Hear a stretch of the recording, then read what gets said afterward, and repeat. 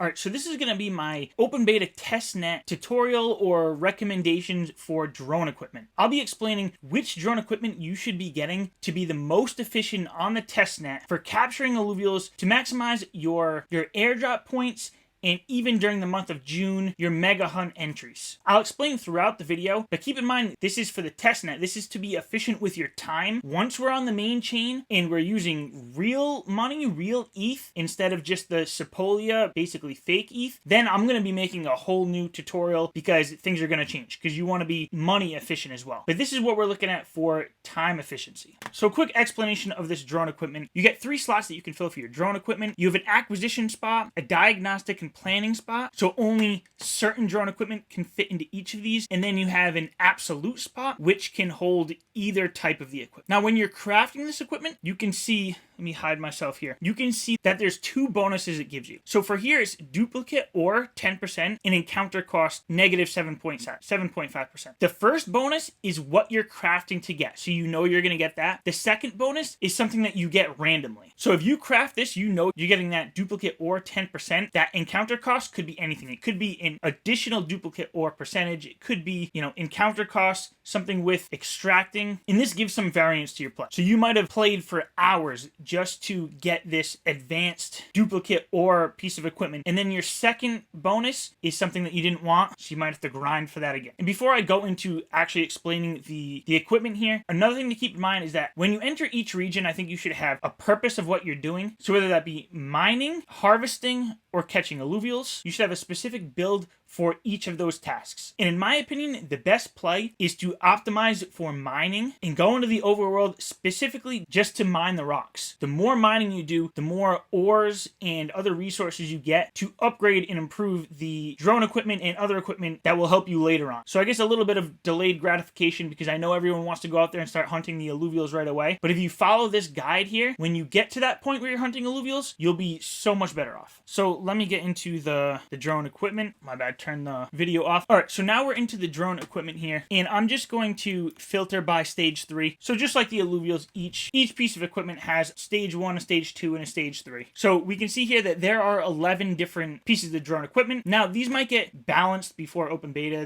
There might be new ones added. So again, what I'm going through here is just for the testnet. Now if you break it down into tiers, you can see tier 0, 1, and 2 are going to be your diagnostic and planning pieces of equipment. There's 5 different lines. And then if you go to tier 3, 4, and 5, you get the drone pieces for acquisition. So let's go through the diagnostic and planning real quick. So we have the tier 0, increased range of detection. Now this is going to be the easiest one to get because you should have done a lot of farming in the stage 0 region to get your ranger equipment. But the only purpose I see right now of really crafting this piece of drone equipment is for whatever that secondary bonus is. Then you have your stage 1. So you're going to have increase your suit slots, increase your weapon slots, and reduce the scanning cost by 20. Now to start off, like I said, we're not going to be catching alluvials, so you can pretty much put suit slots and weapon slots on the back burner. Don't need those right now. Now reduce the scan cost by 20. This is probably going to be the one I think you should work on for that diagnostic and planning spot. And then we have tier 2. This is just increasing your alluvial slots. Now this is going to be one of the most important a little further down the line. After you've optimized for mining and you've gathered all of the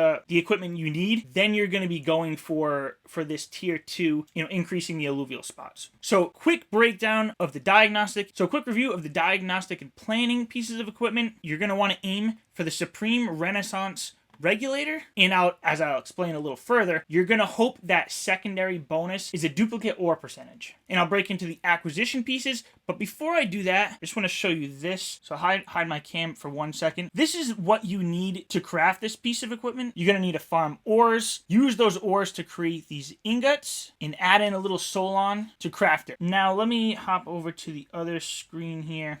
Now, this is something that Superverse put out on Twitter, and I'll see if I can link to this post down below. But this is a great visual to use as well. So you can see it has the ingots, the tiers, and what you need to create them. So if you know you're going for a specific drone equipment that needs, Nobelium, Chromium, and a Galvian, then you can use this visual to see which tier they are. And then in this top right, it tells you where best to find those. So if you needed the galleon ingot, you need some of the tier 2 ores. Tier 2 ores you're going to be looking for in the stage 2 regions, and then you're going to need some tier 4 ores. And if you look at the tier 4 ores, you're going to need to be farming a stage 3 region to get that. So again, this is a great visual, and like I said, I should have a link down below for this. So let's head back over to the game. So now we're going to get into the acquisition pieces here. So for tier 3, we have reduced the mining energy and reduced the harvesting energy. Now this is what I was talking about with when saying that this is specifically for the testnet and not for when we hit open beta, because when it comes to energy efficiency, this is really helping you be efficient with the money that you're spending. But because on the testnet we're not spending real money yet, I think this is something that you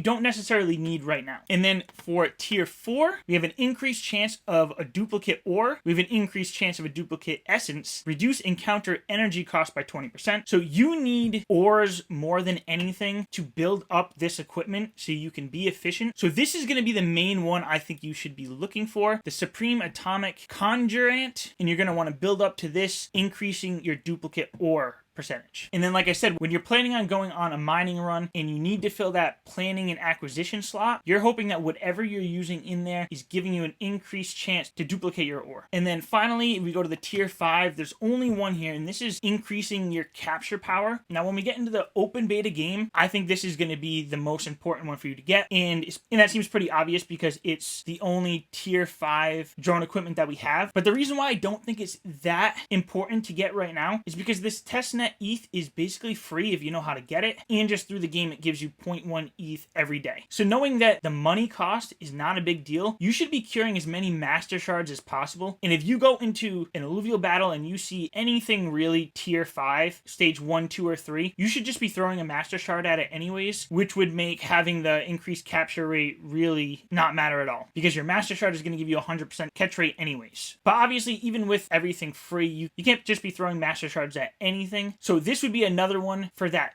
third bonus spot where you could have maybe the stage 1 of this piece of drone equipment and hope that that bonus is a duplicate ore. All right, so I hope that was a pretty good explanation of what you should be going for in this testnet open beta. It's going to be the most time efficient way for you to rack up these airdrop points, and if you can do this quick enough before the end of this month, rack up those tickets for the mega hunt. Make sure you like and subscribe to this channel, because I'm going to be giving an even more detailed breakdown of the drone equipment you should be looking for when we get into the main chain open beta, because I know what I've talked about now is going to be a lot different, because you're not only going to want to be time efficient, but you're going to want to be money efficient. Thanks for watching.